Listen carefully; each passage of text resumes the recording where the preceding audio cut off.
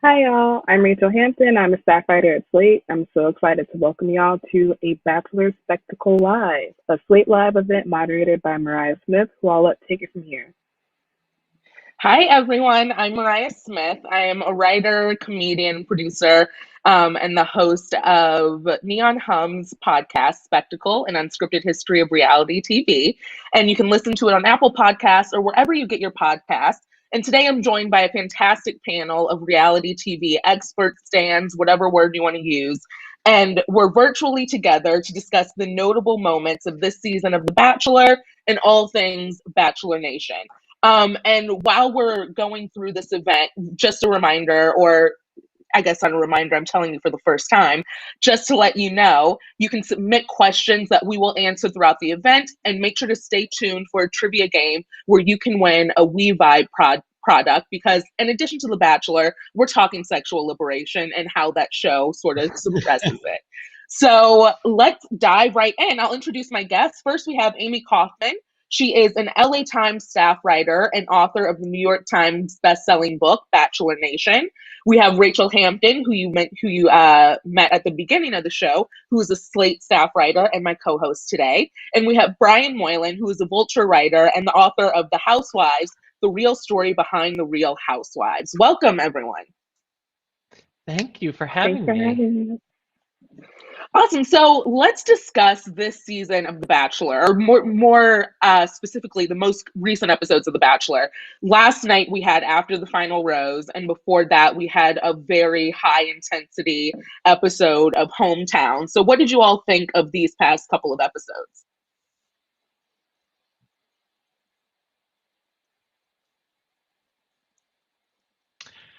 Well, Uh, I thought that the Women Tell All was crazy. And What was crazy about it?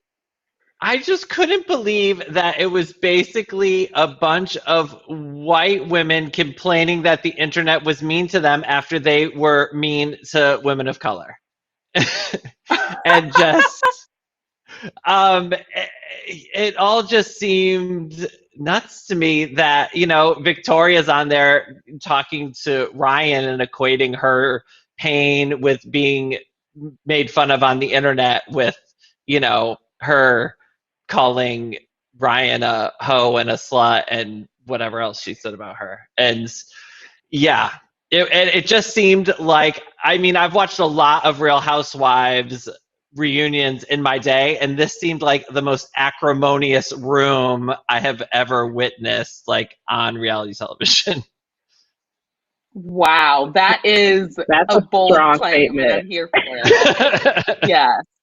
That I'm here for. I will say this was one of the most contentious episodes of of Women Tell All that I've seen in quite some time, because I think these women on this season are truly evil. Like, they're mean girls, and I've never seen a group of women on TV that's straight up mean.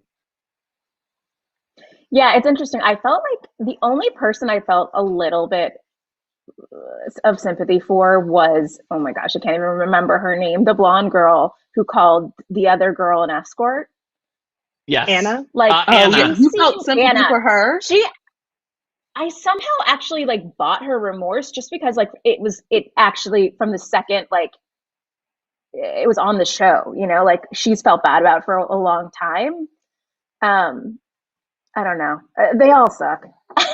They do all suck. The fact that they were all coming after Katie and they were like, this house wasn't toxic until you said it was toxic.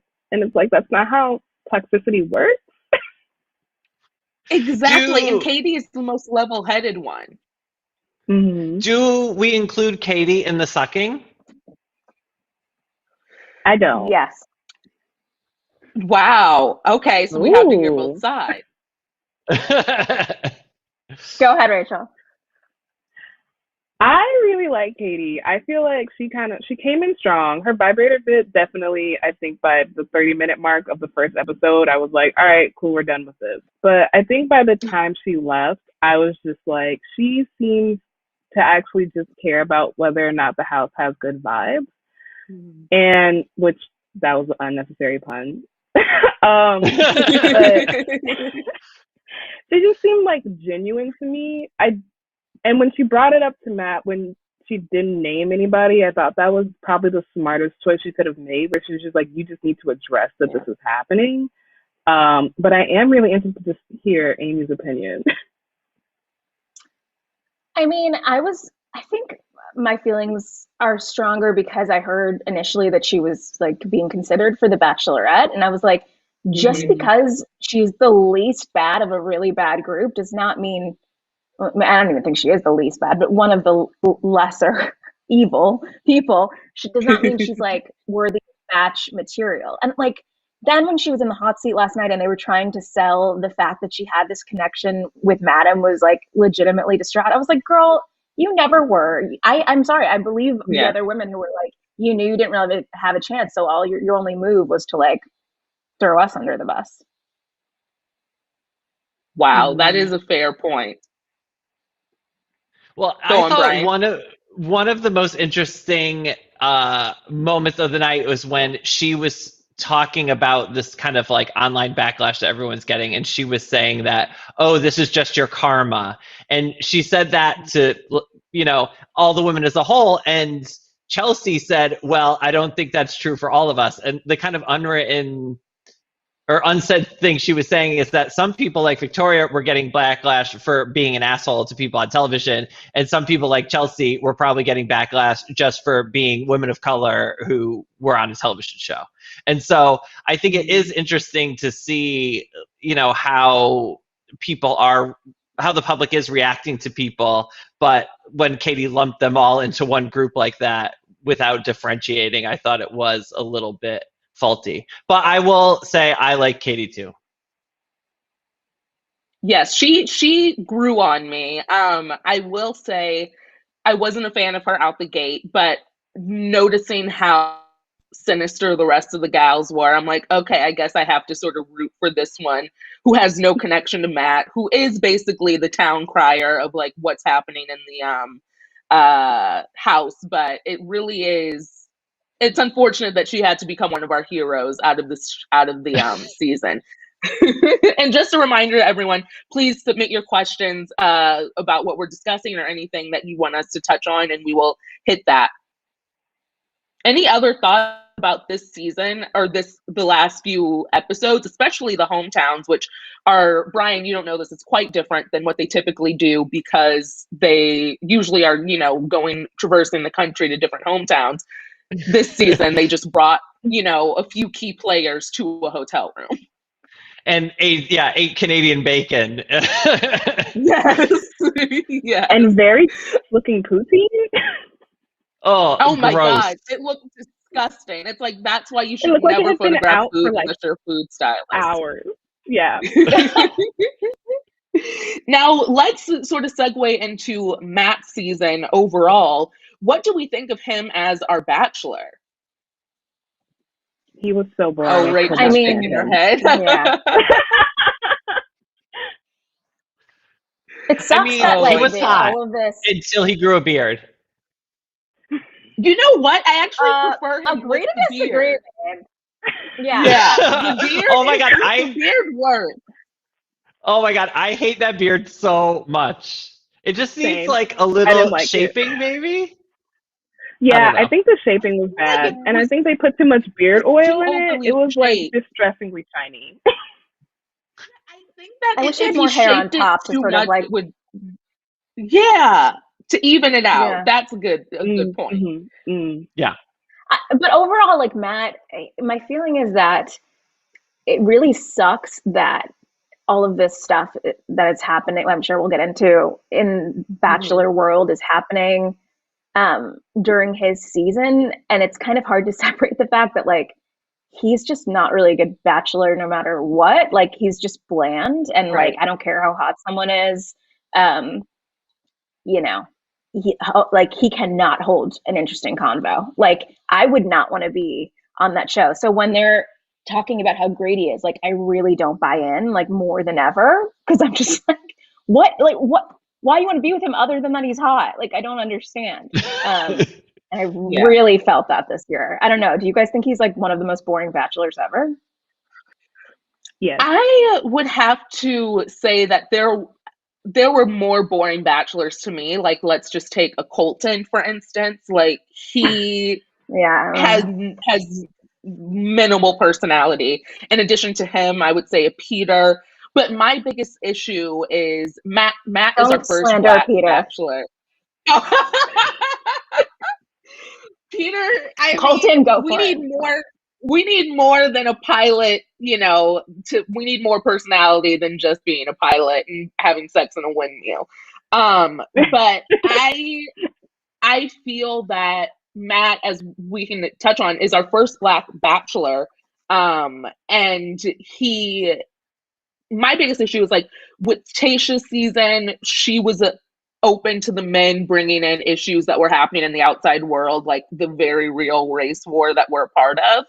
And Matt seems to sort of shy away from that a little bit more. And it's not to say that he has to touch on these very heavy topics, but I guess to Amy's point, he doesn't really have much below the surface to touch on when he's having conversations with these women, which is what I find the biggest issue.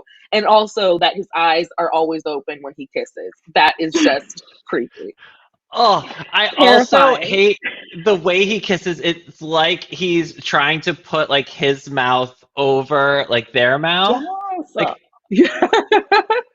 my other thing that I hate about Matt is he always says, first of all, thank you for sharing that with me.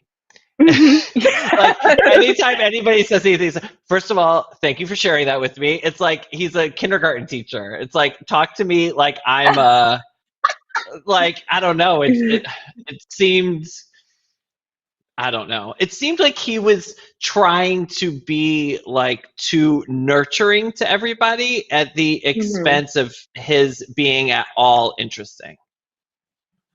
Wow, that is so true. You can't, like, there's a baseline issue with having someone who's never said the word "I love you" being the Bachelor. Like, this show is about, like, I think the whole reason it started with the men was like, this is a guy who's actually willing to like be in his feelings and express his whole, the stuff that most guys never would. And he's not that way. Like, when they tease next week with the father, like, obviously a very emotional conversation that's going to come up. Like, I'm like, why don't we know anything about this? Like, it takes a lot for Matt to go there, I think, is the sense I have.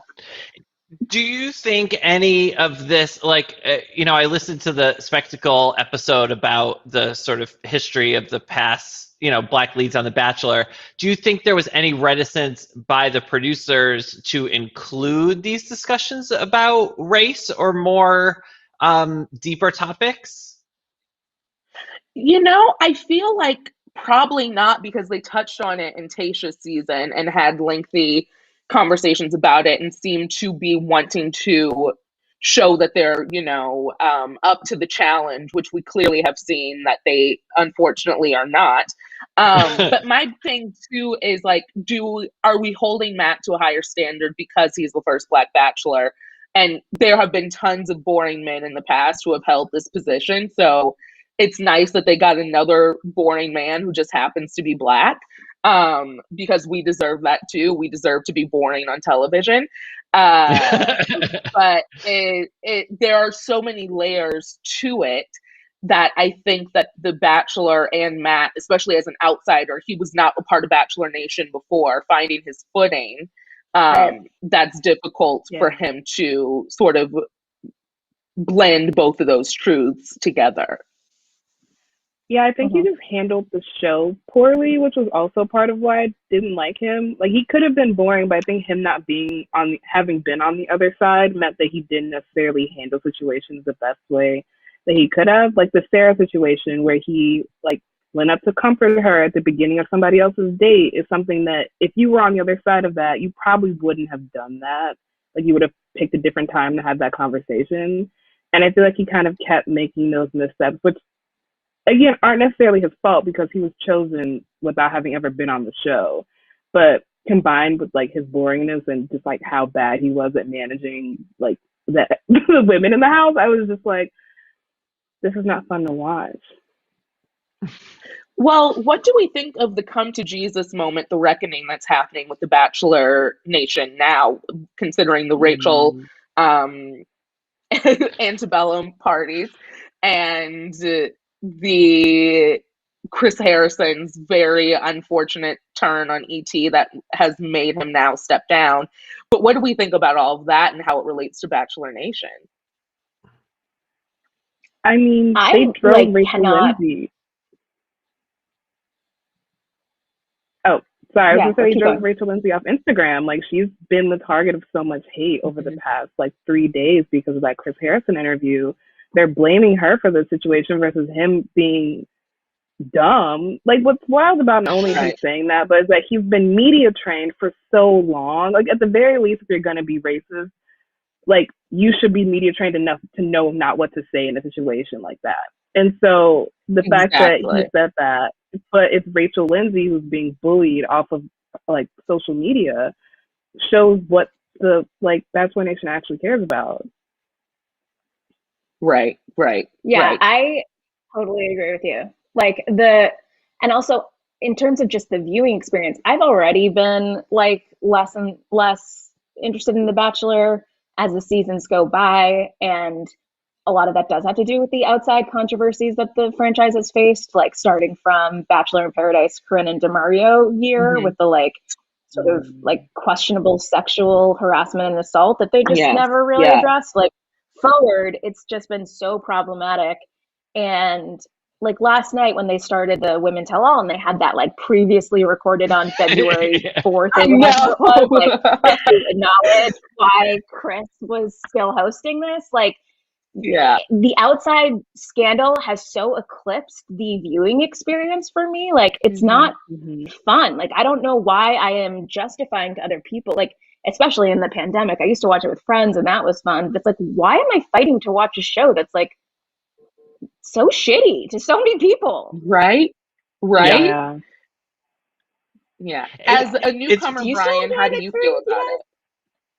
Well, I think it's first. I decided to watch this season of The Bachelor just mostly because what else is on, and I know people love it, and I love reality television, and it's been weird that this was the first season because so much of what it's about has been in the news as it's happening, and I think it's kind of crazy that, like you said, all the wrong people are Rachel Lindsay are getting this hate online for just doing what they did. And I think the show really cultivated a sort of racially insensitive fan base for a long time. But I also think that on a greater level, it's kind of what a lot of America is going through right now, where we know that there are problems with racial inequality. We're trying to do something to fix it, but a lot of people aren't equipped to do it correctly and sort of are making mistakes along the way. And unfortunately, the people who are often paying for those mistakes are the same people who people are trying to help by changing things. Am I making sense? Yes. And so I'm glad that The Bachelor is taking steps to fix itself, but it doesn't matter if you have a very diverse cast, you have a black bachelor, you have a black bachelorette, if you're not going to empower these people and support them to really make the change that needs to happen and to keep them safe from people who are going to be assholes to them. Yeah, you touch on a great point, which I wanted to discuss, is that this is also a very diverse cast. Compared to last season of The Bachelor, it's a lot more BIPOC people involved in the cast, and more of them have made it to the final four than have ever before. I believe, correct me if I'm wrong, but how do you think that has affected this season positively?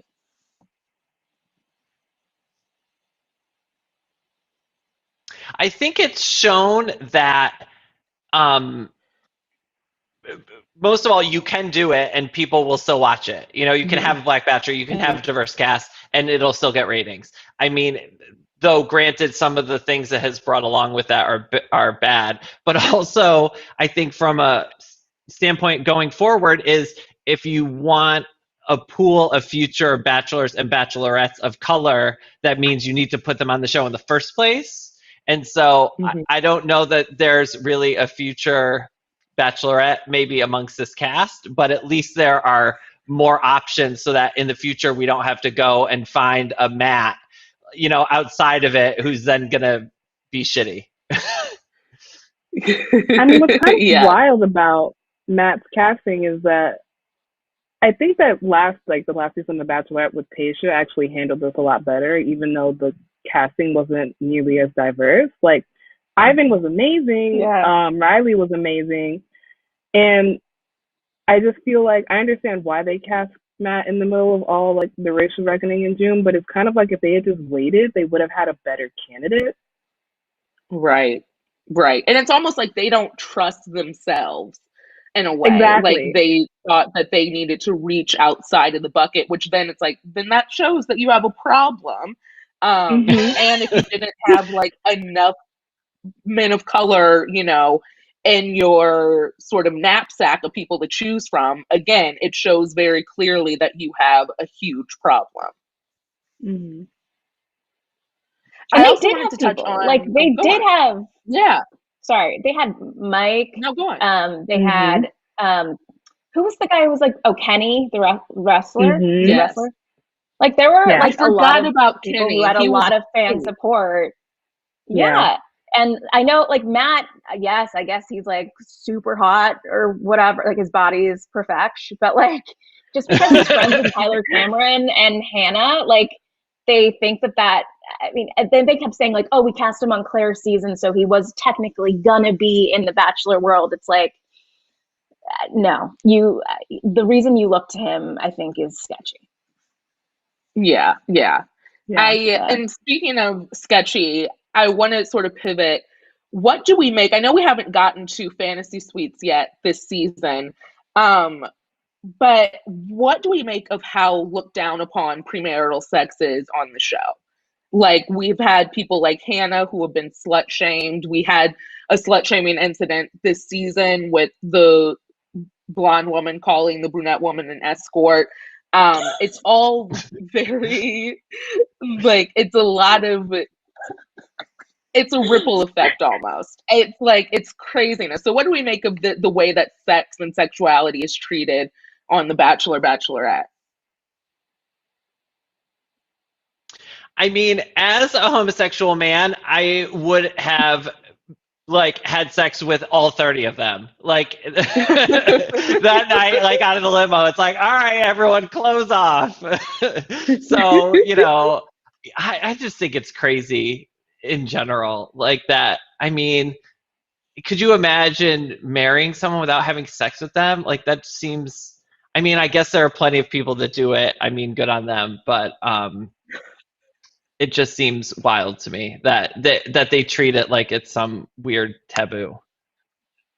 You know what seems wild to me is that like usually by the time we get to fantasy suites, I feel like they've been waiting to rip each other's clothes off, and in some cases, they've already been kind of like touchy-feely or whatever, or like some guy sneaks over in the night. Like with Matt, I'm like, I don't know. I don't feel, this is maybe my larger problem with him, like, because he's so nice. I think one of you guys, I think Rachel, you said like he's so nice and accommodating to everyone that I have no sense really of like who he likes over the other, and that like applies to sex too. Like I'm like, which one of these girls are you ready to like get in the fantasy suite with? I truly don't really know.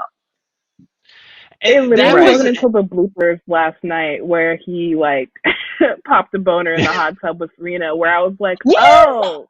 This man does actually like these women in some way. Like, it's so entirely unclear how he feels. But a part of me wonders if like he's conscious of his status as the first Black male bachelor, and like how his sexuality will play into that, and how he's like probably maybe trying to be like extremely hands off in a way, because that is a stereotype of Black male sexuality that is like voracious and uncontrollable.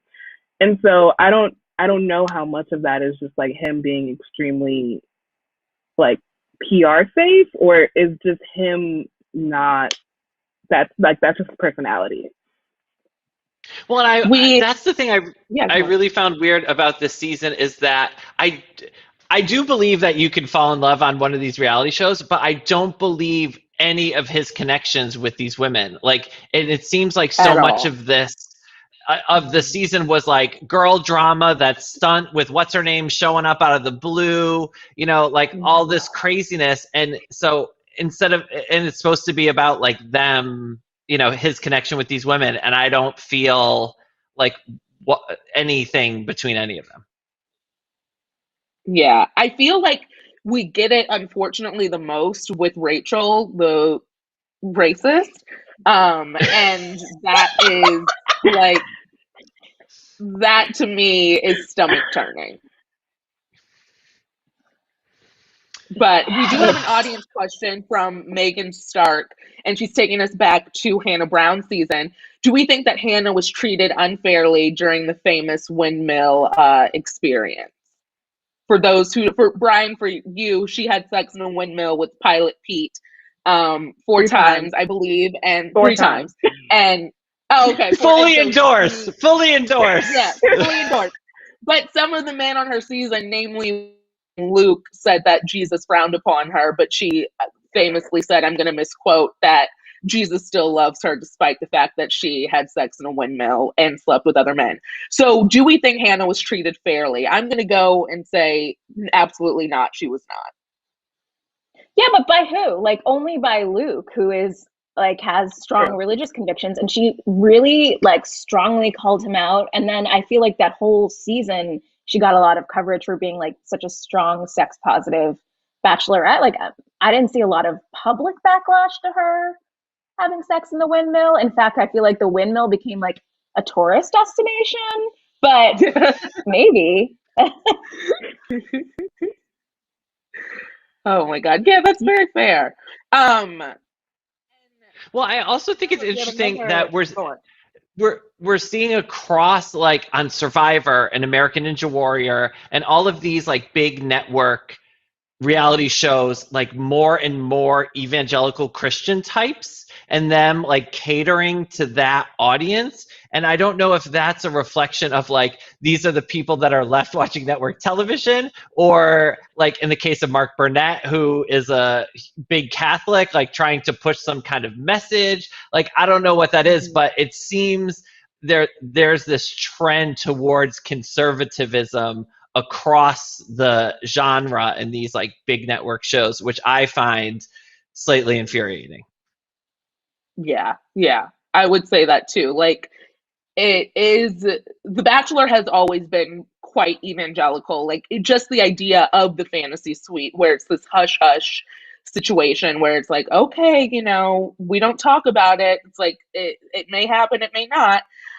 We do have another question to take us back to a previous conversation from Pam Zapata. I hope I pronounced that correctly.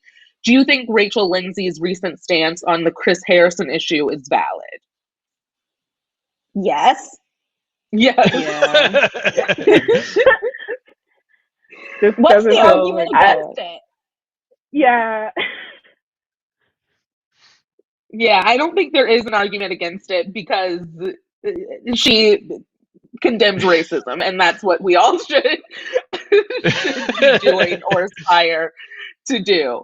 I see no issue with it. The only issue I see is that people have bullied her off of Instagram. Like, that is the biggest issue at hand at the moment for me.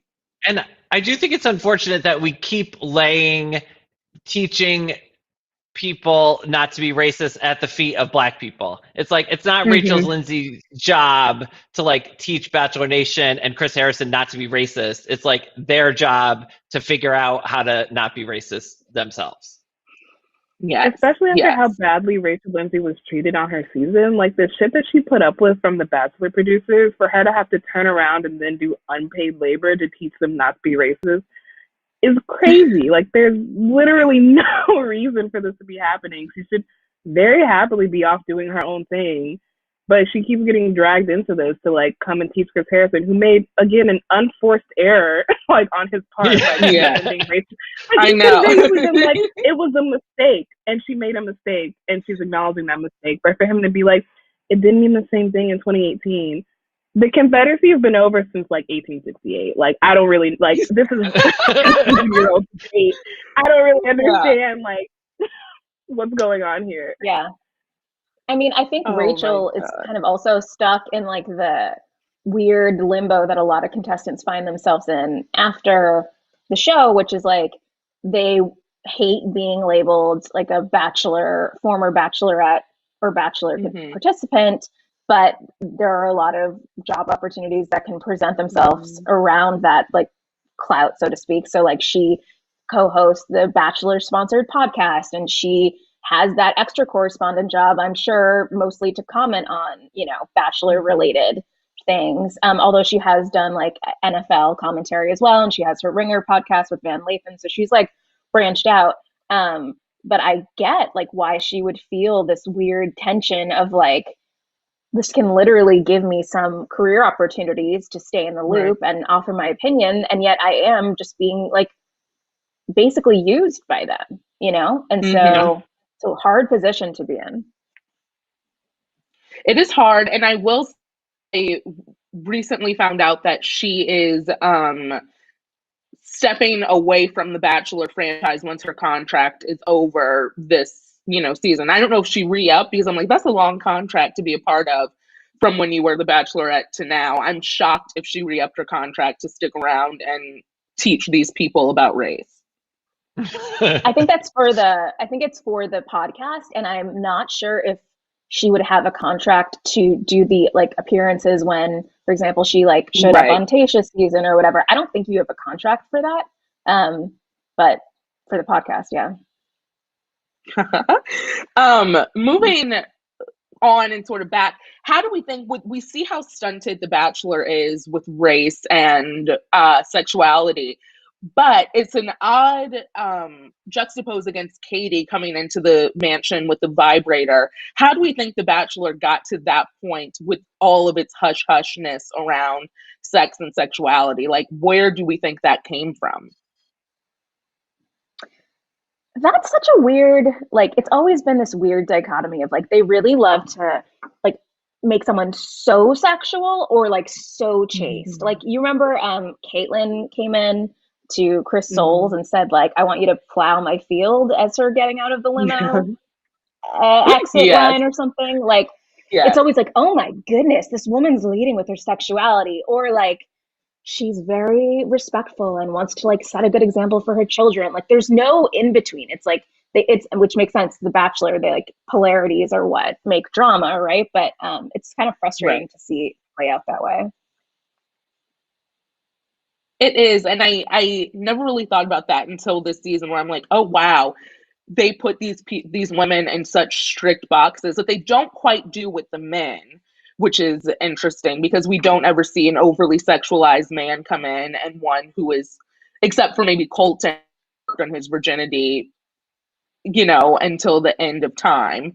But that, I think, was one glaring exception. Which he has said in his book and stuff, he really took issue. Like, he hated how much they brought up his virginity.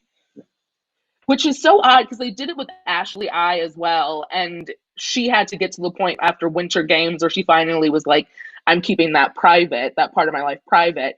But it sucks that has to be part of your public narrative when it should be something that you decide to share rather than a network television show. Yeah, well, and I'm remembering like Raven. Go ahead. Oh, yeah. I'm remembering Raven from like Nick Vile's season, who I think that she like never had an orgasm before, and that became like an entire like thing. Like, they always just pick at least like one, especially like the women, like one woman who hasn't had some sex experience. Like, the Heather hadn't been kissed on Colton's season. Right. Like, there's always at least like one person who like hasn't done X thing, which is like their only conversation about sex for the entire season. Like, everyone else's sexuality is like cordoned off, but like this one person is like the sexual comedic relief for the entire season. Oh, and it sucks that your sexuality has to be the comedic relief. Well, and it's such like an 8th grade view of sexuality, where it's like it's obsessed with it but also can't talk about it, and so it's like they want to show you like all the dirty noises from the fantasy suite, but it's like, you know, also we can't talk about that stuff. So it's like, oh, Katie's vibrator is such a big deal, but also like, you know, keep it all inside. It's so like strange. Like, either just like admit to all of it and accept it, or I don't know. Just admit to all of it. Yeah. Amy, in your studies of The Bachelor, Bachelorette, do you know like what it's like, what behind the scenes of production is like? In terms of like Like what the rose element, like ceremonies, on like how fantasy? long do they take? Yeah, like stuff like that. Yeah, I mean, all that stuff. Like the first night, I think is infamously really long. Like it's not even a Mhm. night. They'll get there like, 8 p.m. and it's not over till like 5 or 6 in the morning. And sometimes they even have them come back like the next day in their outfits to film the ITMs and stuff. Um, but I think the most controversial thing that people sort of latched onto when my book came out a few years ago was just the level of coaching that the producers give to the women. And I think, Brian, you were asking earlier, like, is Victoria a plant? Like, is she a producer plant? Like, um, I don't know what you mean by plant. Like, did she like follow a script or whatever? No, but like, there are certainly people who are susceptible to that kind of coaching and also like go in with a lot of contestants I interviewed, like, were like, I went in and I very quickly could tell the narrative they were gonna lean into. Like I was the villain or I was the virgin. And so I was like, I might as well lean into this myself, because if I don't participate in it, then it's completely out of my control. So yeah, I mean, there's a handful of shady things they did, but we only have a few minutes left, so let's not get it. I mean, yeah, because like people, I feel like the overproducing is so popular and synonymous with The Bachelor. Like we have the show Unreal that shows the traumas of surrounding being overly produced, which is loosely based on The Bachelor, Bachelorette, and probably not so loosely based. But it is shocking to see just how produced and overly done they handle these contestants. Yeah, it's really, I mean, I have to say, like, after everything that has happened this season, I already felt like you were like batshit insane to go on The Bachelor, because you always think you can control the narrative, and then you come out like having reputational harm a lot of times. And we've seen increasingly this year a lot of contestants being open about like mental health and how that suffered because of bullying or because of like just the change in being on TV show and then going back to your real life is jarring, of course. So that alone, I feel like, why would you on the show? And now the way that we are seeing them treat contestants of color, and clearly showing like they don't have a support network for them, and sometimes are infiltrating the cast with apparently racist people. It's like, who's going to go on this show? Like, I don't understand. Yeah. Like, there's no sell to me anymore. Well, and I talked about this in my book about the Real Housewives, which is like on the Real Housewives, they have to keep these women coming back season after season, so they can only produce them so much. Whereas like on The Bachelor, they can just burn through people and they don't give a shit. It seems like what happens to them, what reputational harm they might do, et cetera, which seems like a little gross to me. That is such a fascinating point, which I didn't think of. It's like they have to retain people, can't be as aggressive with the producing. We have a question from a viewer, Skylar LeBeau Maltese, who wants to know, are there any backstage things that aren't commonly known? So Amy, I feel like that one's for you. Guys, give me a topic. Like, Brian, you're new to the show. What's something you wonder? I wonder about like what's going on that we don't see? Like, is The Bachelor talking to any of the women and it's not on any of the dates? Like, what are the women doing like in the house when they're not on a date? Like, what's going on that we're not seeing, if that makes sense? I mean, this is probably not that like scandalous or anything, but I think one thing that really came through to me when I was interviewing all the contestants was like, you think, why are these people acting this way? Or like, they're so dramatic, or they're so like, they seem insane. But it's like, they're literally, especially on these seasons where they're just in one resort, like confined to hotel rooms. Usually when they're traveling, they can't like go wander the streets of Paris. It's like they're with these complete strangers in a room all day. They get like 30 minutes sometimes to like go to the gym. Generally, sometimes they have like one book, but usually you don't get to have books or like journals, no phone, no internet, no TV. Like, so we've kind of experienced that in quarantine to some extent, but look, we have all these like pieces of entertainment. And so then you have that, and then all these people you're competing with, and then these producers in your ear. And so like, there is no, I think that like the mental effect of that is underestimated by a lot of viewers when you're watching it. Wow. Well, thank you for that. So moving on, we're going to play a game. So for those who play, you have the chance to win this fabulous We Vibe Chorus Pleasure product. And let me tell you a little bit about We Vibe. We Vibe is known and loved by its users and fans for being the original creator of the couples vibrator. And the Chorus is the company's most intuitive one yet. It's an adjustable fit, touch and response, hands-free vibration, all that jazz. There's a squeeze remote that goes along with it, and it can also be used for solo pleasure if that's your thing as well. So you can explore all of WeVibe's products on their website, wevibe.com. So first question for our audience members and panelists, you can play to think of the questions and we'll answer them together at the end. So at the first cocktail party of the season, The Bachelor presents what? I feel like I know the answer. I don't know about you all, but I feel like I know the answer. Even I know the answer to this one, and this is my first Bachelor season. I know, right? Because we heard about So it like over and over and over again. It's always sitting somewhere on a tray. They always cut to it. Awesome. So moving on. So the answer to that one is, of course, the first impression rose.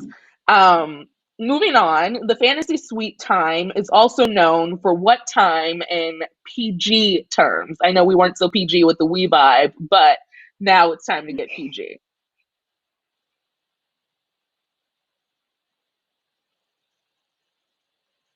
Trust me, anyone should get this. We talked about it. You know what it is. Was the windmill the fantasy suite, or was the windmill like extra? Okay. That was the fantasy suite. Oh, you know what? It might have been. Okay. Was it? It was fantasy suite. No, but okay. But she hooked up too with him before. Oh my God. Did she? I don't know. Wait, guys, since we're waiting for these answers, I feel like I have to read this important press release, Bachelor related, that just came in my email. Extras Billy Bush has learned the Bachelor host Chris Harrison will speak out to Good Morning America this week. He will do an interview with Michael Strahan. Whoa. Whoa. What do we think? Whoa. I mean, I was joking that we should have a reality show called Doing the Work, and you just take like a bunch of these disgraced reality stars and like put them in a house and teach them how to not be racist, and then like watch that show. So this seems like Chris Harrison's version of Doing the Work, you know. Oh my God. Talking to Michael Strahan. Yeah, exactly. Poor Michael Strahan. Yeah. Oh God. So the answer to that trivia question was obviously the fantasy suite is to hook up, to have sex. And I think we got at least one person who got that. This is a little trickier. This is for our, super fans. Who was the very first Bachelor? He's nowhere to be found, by the way. Really? Are you serious? Like 20 years, yeah. I mean, I know he is somewhere to be found. He just doesn't talk. Yeah. Interesting. Whoa.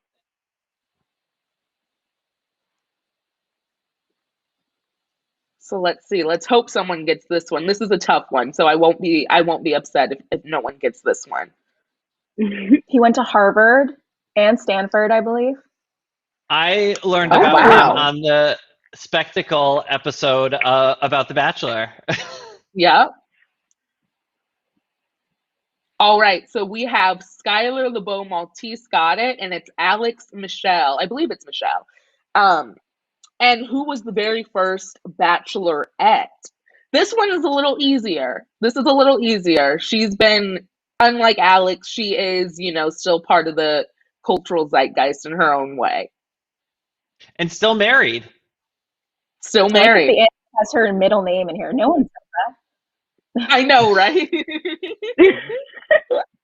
For the super fans. Oh my God. that. She had like the first televised wedding of the franchise, and it was Mhm. like a huge deal. It was like they spent $1 million, and that was like unheard of. That's crazy. That's such a get for her. Oh, we have the answer, almost the answer from Kay Horn Whitley. She said Krista. Almost. Just replace that K with another letter and you are there. I'm kind But of you know what? excited for her Oh. children to one day be a bachelor or bachelorette.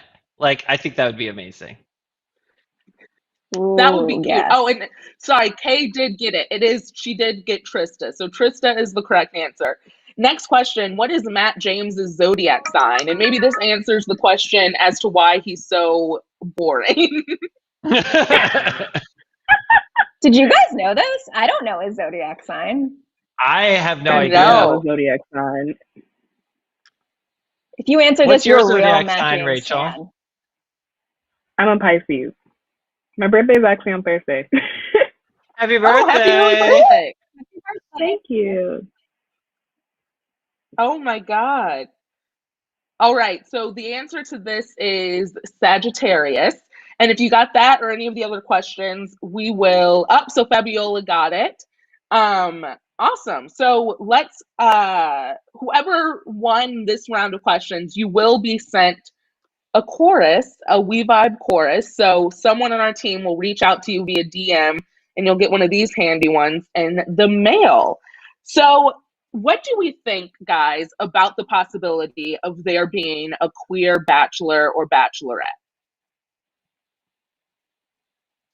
I have been advocating for this for a long time, but as I might have stated, like having a gay man bachelor might be difficult because then it's like all the dudes would hook up with each other, and I mean talk about drama in that house. So I mean it would make for great television, but but I would like for there to just to see like some more of what's out there because often like when you have queer dating shows, it's a lot of like Tila Tequila, like Shot at Love, Yes. like the super like sexualized. And there was a really early dating show called Boy Meets Boy that was on Bravo, like 2003, and they brought a gay guy into a house, and there were 15 guys, and 8 of them were gay, and 7 of them were straight. And if he picked a gay guy, he and the gay guy got like $10,000 each. And if he picked a straight guy, like the straight guy got $25,000 and he got nothing. So it was like, and the gay guy going into this didn't know until like the final 3 or 4. And they were like, oh, by the way, these could be like straight dudes. And you're like, shit out of luck. So it's been like, when we have gay people in these kind of situations, it's really been kind of gross and predatory, and so I would gnarly. like. Oh my god, it was super gnarly, and in the final, it was like him and what he figured out was a straight dude and a gay dude, and he picked the gay dude, even though you could tell he liked the straight dude more, just because he didn't want to like pick the straight dude. And they won like a trip, and they never went on the trip together. Yeah, it was like crazy. And the people who made that are the people that now make Real Housewives of Beverly Hills and Real Housewives of Orange County. So wow. Whoa. Yeah. Okay. But so I would like to see a show that would take like gay relationships more seriously, or at least have somebody who's, bi or pan or trans, or just get some like more diversity up there rather than this very like heteronormative, we have to get married and have babies and be virgins, like bachelor thing that's going on. Yeah. This reminds me of my I think that's totally season of, I don't know if y'all watch Are You the One on MTV, but they had a season where everyone on the show was pansexual. And so it like was and I don't know if y'all know the premise of Are You the One, but basically there's like 10 perfect matches in the house and you don't know who your perfect match is and you have to figure out who it is. And so it made for a very dramatic season because literally anyone could be paired with anyone when normally it's like 10 straight dudes and 10 straight women. But it was also just like a really great season of television. Like it was very heartwarming. Like all the people on the show were amazing. Like there were some genuine like conversations about stuff. It didn't feel at all predatory. And so I was like, clearly this can be done. It's just no one has the will to do it. Yeah. I remember seeing a few episodes of that season of Are You the One, and I was fascinated. I was like, oh, wow. Like you said, anyone can do this. It's just people aren't putting in the effort to cast people who are queer. And on The Bachelor, Bachelorette, we had some people in the past who have been openly bi, but that's like sort of still kept sort of hush hush. It's like, oh, isn't that quirky? But is very unfortunate. And speaking of things, as The Bachelor, Bachelorette moves forward, do we think they'll keep the tradition now of adding in new contestants mid-season? I hope not, because after having to try to learn like 30 names in the first episode, I was like, oh my God, more people? Who are these people? Yeah. Oh my God. But at least one of them is in the final three, which is I find fascinating that they came in late in the game and she's, she could win. Yeah. Oh, Michelle? Yes. So I don't know. I like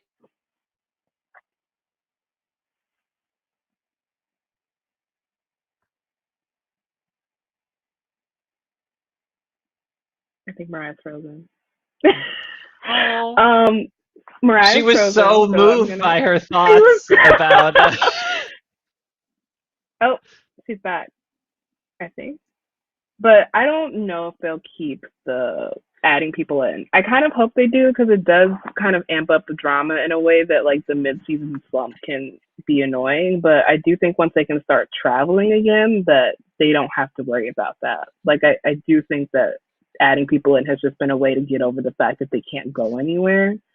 But entirely unclear as to whether they keep that.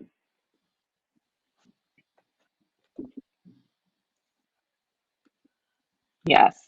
And a reminder, please send us in questions if you have any. We have a few minutes left and answer some, while you have this expert panelist of people talking Bachelor, Bachelorette, and the spectacle that it is. So I want to play a quick game with our panelists as we get the questions coming in. One word answer as quick as you can say it. Let's see. If Chris Harrison retires tomorrow, who would you cast as his replacement? Rachel? My mind's completely blank. Honestly, Mike from like the season of, I think, whose season was that? JoJo's season? I don't know. I really like him. I think he's really charismatic. I would love to see him back on the show at some point. That would be great. Amy, I saw you shaking your head. Do you agree? Yeah, I'm down with Mike. I've heard a lot of people saying JoJo because she like stepped in for Chris Harrison, and I just want to do a hard no against that. Like JoJo's fine, as former Bachelorette go, but she's not hostess material in my opinion. Material, not at all. So now, who would you cast to be the next Bachelor or Bachelorette? We have Mike as the host. I would love to see him as the next Bachelor. Okay, yeah. I would like Chelsea to be the next Bachelorette just because I find her to be very pretty. Yes, she is stunning. Like having an actual supermodel as the Bachelorette would be a turn of the game. Now to answer a couple of questions, go on. It was like jaw dropping. Yes, I was like, I see you doing that catwalk walk. Like, okay. Knew her angles was amazing. She is The real deal. So before we end, we have a couple of audience questions. One from Megan Cooper. We talk a lot about inclusivity with regard to race. What about disability? How do you feel about how Abigail was dealt with? Justice for Abigail. Like, I loved her so Mhm. much. She was so genuine. Clearly, like, got the first impression rose, so had a connection with him. But like, his excuse at the end that he like felt so comfortable with her that he forgot to invest in time into her was one of the most frustrating explanations a Bachelor has ever given for eliminating somebody. Yes. Um, Yes. I was like, you deserve better, but I would have loved to see more of you. Like, she was one of the only people in the house involved in any drama. Like, I would have Mhm. loved to see her as a bachelorette, but I don't think that's probably going to happen because I think they're going to want to cast a woman of color. But I love her. I don't think her story was handled like particularly well. Yeah, I think it was very heavy on like the first episode, and they're like, look, we're doing it. And then it was Mhm. sort of dropped as though it were a storyline where it's like, no, you have a real person here who could really influence the trajectory of the show. So I think it's very important that we continue to talk about inclusivity in terms of race, disability, and all sorts of diversity. A question from Lori Patrick. Do you think that getting rid of Chris Harrison will kill the show? I'm going to say no. I don't think it will. This is my first season, but I can't imagine people really care that much about a host of any show other than maybe RuPaul's Drag Race. So, Yeah. yeah. I Amy, do what were you think it would saying? have. I think it would have more of an impact than we think, though, because like, Mhm. look at all of the drama this has stirred up. Like, and the butt of the joke for years has always been that Chris Harrison like barely does shit, right? Like, he just comes out and like Yeah. puts his rose down, and even like the heart to hearts he used to have like kind of have faded out, and yet he is like an executive producer of the show and speaks out on its behalf a lot of times, and so I don't know. I think if they're gonna get rid of Chris Harrison, I would hope they would actually like really do a rehaul. Like, you need to do a regime Yeah. change. Like, just getting rid of Chris Harrison is not enough. Mhm. But if they do, I think it will like shake some things up. Yeah, I like the idea of like in front of and behind the camera, we need change. Like that is key to making this franchise continue on. Another question from Fab Sin. Was the number of women who decided to leave the show this season unprecedented? I'm not sure about that. It did feel like a lot. Like, I think both Kit and Serena self-eliminated. Hmm. Um, And the gal at the beginning whose father was sick. Sarah. Oh, yeah. Yeah. Juan Sarah. Pablo's had a lot. Like Charlene Yeah. left on Juan Pablo's and Andy left on Juan Pablo's. Hmm. I feel like I feel like there's been similar, but I'm not sure. Yeah, there were. I feel like the back half of the season there were a lot of exits happening, so it seems like very many. A question from Fabiola asked, any thoughts on the fact that Matt has narrowed it down to 3 women who all appear to be, or who 2 of them appear to be biracial? Is this him trying to avoid the black and white conflict? I think I it might think just it's just be a who he fell connection for. thing. Yeah, I Yeah, think I it's mean, who he fell he's made for. himself, so it would make sense if that's Yeah. who he feels like will understand like his perspective. Um, What do you guys think that if he picks Rachel, the white girl, instead of the 3 biracial finalists, is there gonna be some like response to that? Oh, I absolutely. absolutely, yeah. At the beginning when he Yeah. gave that little speech about like pissing off black people and white people with whoever he picks, I think there was like a huge reaction on Black Twitter where it was just like, oh, he's picking a white woman, just because Mhm. Mhm. I don't see anyone getting mad if he picked a black or biracial woman. So it really just felt like him kind of giving cover to him eventually picking a white woman. I think more than the fact Yeah. that him picking like 3 biracial women is that he picked 3 biracial women and then picked the white woman is like what's gonna get people to Exactly. be It's like, oh, you had the most diverse Final Four that has ever existed, and you still chose the white woman. Okay, cool. Yeah, that's fine. Right? Oh, Yeah, and she's so a I think that'll racist. be, and she's on top of that. Yeah. So like, I think there's going to be some issue with that. We have another question from Debbie Green Holt. Thoughts on Serena P, who also self-eliminated. I think that she made the right choice, because personally, I didn't see the connection between the two of them. So it felt like the right decision to step away.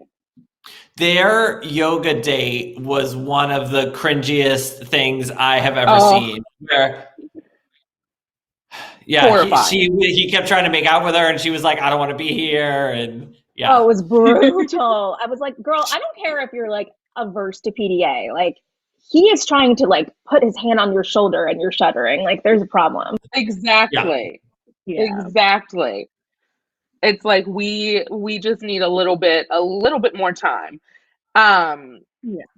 So thank you guys so much for joining me today. I want to thank you to Slate, to Rachelle Hampton, Brian Moylan, Amy Kay.